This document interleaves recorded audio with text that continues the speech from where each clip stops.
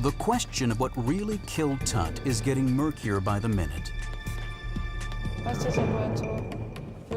And there are more possibly lethal anomalies. The scans reveal dozens of fractures.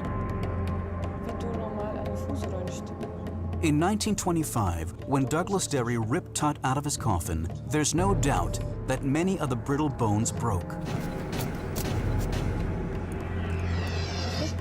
But some of the fractures, like this one in the right ankle, look different.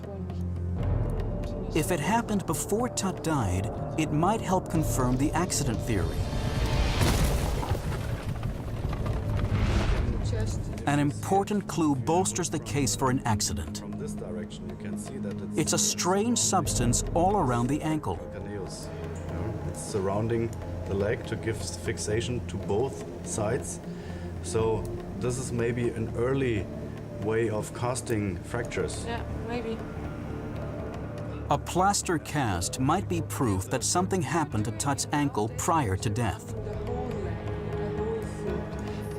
The scans do show that Tut was probably in a great deal of pain at the end, but not from a possible fracture. This needs a little bit of preparation. Evidence in his jaw shows why. Tut had a severely impacted wisdom tooth. It's actually growing sideways. It's completely rotated. So The experts in Cairo will determine if it was infected. Was the world's most famous king taken down by a toothache? For me, it's the first time I see that, and it's absolutely amazing. Every minute you play around with the data, you find a new thing. It's unbelievable. More facts emerge around the chest cavity. Tut's entire sternum and the front half of his rib cage are missing. Many of the remaining ribs appear to be cut.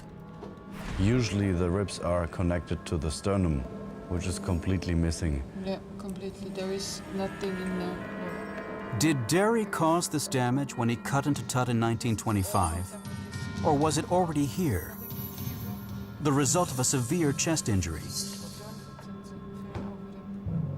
They find even stranger details in Tut's bizarrely shaped skull.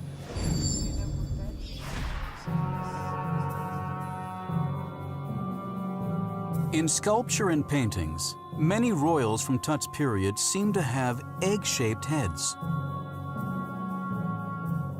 Experts always believed that was just artistic license, a way to show that the royals were different from mere mortals. But the CAT scan data seem to confirm that art imitated life.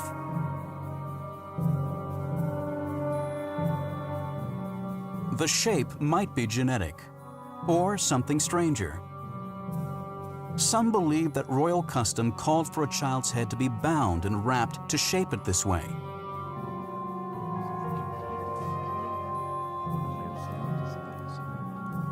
But the shape of Tut's head is just a curiosity.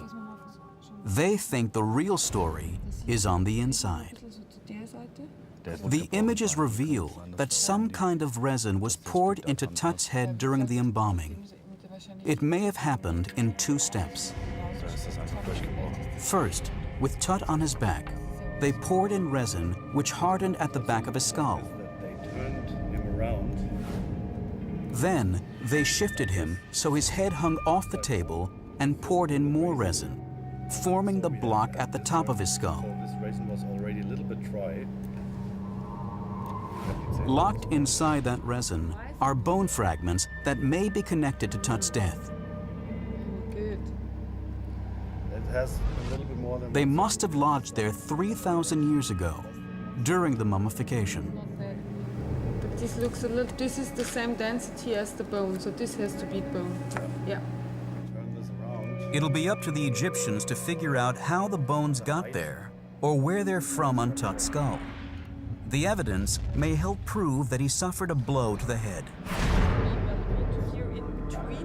They suspect that's the case when the pictures reveal the most suspicious evidence of all.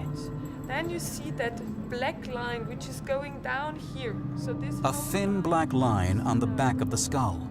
This is that what we call the fracture line at the moment, where we are not sure if it's a fracture or not. No one ever noticed this before.